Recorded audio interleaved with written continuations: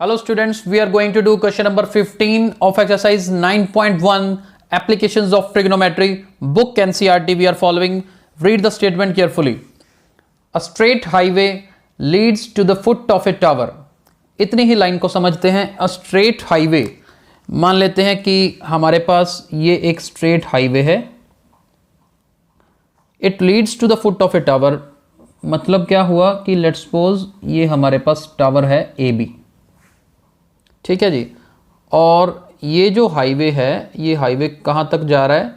Tower के foot, यानी foot मतलब पॉइंट बी की तरफ जा रहा है. A man standing at top of the tower. अब आदमी कहाँ पे है? Top of the tower, that means a point पे. Observes a car at an angle of depression of 30 degree.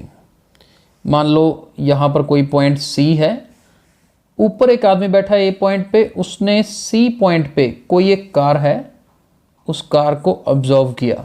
ऊपर से नीचे देखा तो एंगल ऑफ डिप्रेशन होता है, हमने कंसेप्ट पढ़ा है पिछले क्वेश्चंस में. 30 डिग्री एंगल दे रखा है तो डिप्रेशन एंगल यहाँ पर 30 बनेगा. अब ये कंसेप्ट हम कर चुके हैं, अगर ये एंगल 30 है तो नीचे भी 30 बनेगा, अल्टरनेट इंटीरियर एंगल्स. राइट, आगे पढ़ते हैं. Which is approaching the foot of the tower with uniform speed. और कार जो है सी पॉइंट से टावर की तरफ जा रही है, यानी कि सी से बी की तरफ जा रही है. राइट, तो सी पॉइंट पे 30 डिग्री एंगल है और कार मूव कर रही है बी पॉइंट की तरफ. 6 सेकंड्स लेटर, 6 सेकंड के बाद, अब सी से बी की तरफ जा रही है. 6 सेकंड के बाद कहीं ना कहीं तो पहुंचेगी. मान लो कार 6 सेकंड्स में यहां तक पहुंच गई, डी पॉइंट तक. The angle of depression of the car is found to be 60 degree. हुआ क्या कि जब कार डी पॉइंट पे पहुंच जाती है तो कहता जी एंगल ऑफ डिप्रेशन कितना हो जाता है? 60 डिग्री. ये 60 है तो ये भी कितना हो जाएगा? 60 डिग्री हो जाएगा. यानी कि 6 सेकंड्स के बाद, कितनी देर बाद? 6 सेकंड्स के बाद एंगल कितना हो गया? 60 degree. Find the time taken by the car to reach the foot of the tower from this point. D से बी तक पहुंचने में, डी से बी पॉइंट तक पहुंचने में कार को कितना टाइम लगेगा, ये निकालना है. तो मान लेते हैं कि डी से बी तक जाने में टाइम लगता है टी. कितना लगता है? टी पॉइंट लगता है. यहां पे सपोज करना, let time taken by the car to reach the foot of tower is T second. तो टी सेकेंड टाइम मान लेते हैं. और यूनिफॉर्म स्पीड के साथ जा रहा है ना, तो हम मान लेते हैं स्पीड है इसकी कार की x मीटर पर सेकेंड स्पीड है. यूनिफॉर्म है ना, तो सी से डी तक जाने में भी इतनी स्पीड रहेगी x, डी से बी तक जाने में भी स्पीड कितनी रहेगी? x ही रहेगी. तो ये दो चीजें आपने सपोज करनी है. स्पीड x मान लेनी है, टाइम t मान लेना है डी से बी तक जाने में, और हमें क्या निकालना है? t निकालना है. We need to find time. Right, तो कुछ मुश्किल नहीं है. सबसे पहले देखिए इसमें हमने क्या क्या करना है. डिस्टेंस CD जो है डिस्टेंस CD, फॉर्मूला लगेगा स्पीड मल्टीप्लाई टाइम, क्योंकि डिस्टेंस स्पीड मल्टीप्लाई टाइम होता है. तो CD निकाल लेंगे यहां से जी. CD की लेंथ निकल जाएगी, क्योंकि स्पीड कितनी सपोज की है हमने? x. टाइम कितना है? 6 सेकेंड्स. यानी कि CD की वैल्यू आपके पास है 6x मीटर. m मतलब मीटर है. तो CD डिस्टेंस निकल गया. DB क्या होगा देखते हैं. डिस्टेंस DB, D से लेकर B तक फॉर्मूला तो स्पीड मल्टीप्लाई टाइम ही रहेगा. अब स्पीड कितनी है? स्पीड तो x है, टाइम कितना है? t है. यानी कि DB डिस्टेंस कितना हो गया? xt मीटर हो गया. तो अभी तक हमने CD डिस्टेंस निकाल लिया, DB डिस्टेंस निकाल लिया. आगे ध्यान से देखिए. देखिए अब मैंने आपसे ये कहा हुआ है कि जितनी राइट एंगल ट्रायंगल बनेगी ना, हमें उनमें जाना पड़ेगा. अब यहाँ पर दो बन रही हैं ABD, ABC, दोनों में जाना पड़ेगा. तो दोनों ट्रायंगल्स में चलते हैं. छोटी ट्रायंगल में चलते हैं पहले. इन ट्रायंगल ABD, इस स्मॉल ट्रायंगल में ABD में, इस ट्रायंगल में जाएंगे तो हम एक काम करते हैं, टेंजेंट 60 लगाते हैं.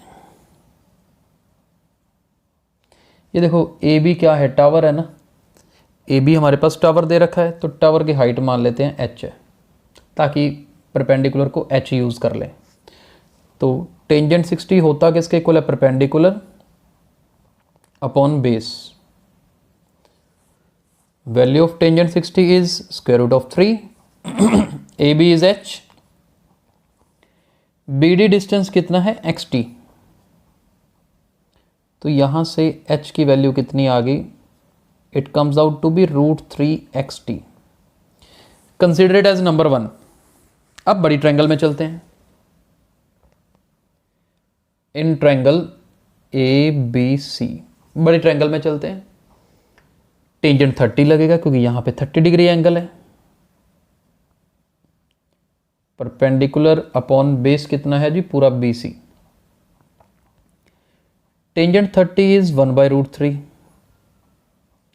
ए बी तो एच ही रहेगा, BC कितना है? BC तो ये पूरी लेंथ होगी ना, CD plus BD, that means 6x plus XT, दोनों को ऐड करके आया।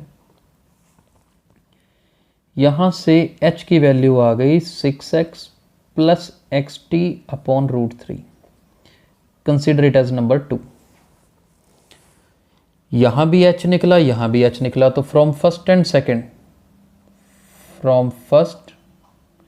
एंड सेकेंड ये जो √3xt है ये किसके इक्वल होगा?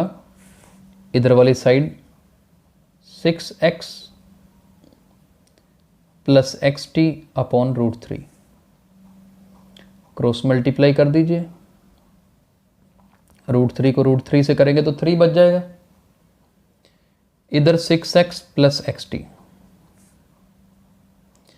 अब देखिए 3xt तो एज इट इज, यहां से x कॉमन आ रहा है, दोनों तरफ x से डिवाइड करोगे तो जी ये x और ये x खत्म हो जाएगा। हमारे पास बचेगा 3t is equal to 6 plus t। तो ये t लेफ्ट साइड ले आओ, माइनस हो गया, तो 2 times t is equal to 6। और यहां से टाइम कितना आ गया जी? 3 सेकेंड्स। यानी कि D से B पॉइंट तक पहुंचने में कितना टाइम लगेगा? 3 सेकेंड्स लगेगा। तो बहुत ही इंटरेस्टिंग क्वेश्चन था ये वाला। आई होप आपको ये क्वेश्चन समझ आया होगा। अब इसका लास्ट क्वेश्चन जो रह गया है अपने नेक्स्ट लेक्चर में करेंगे। Thank you so much.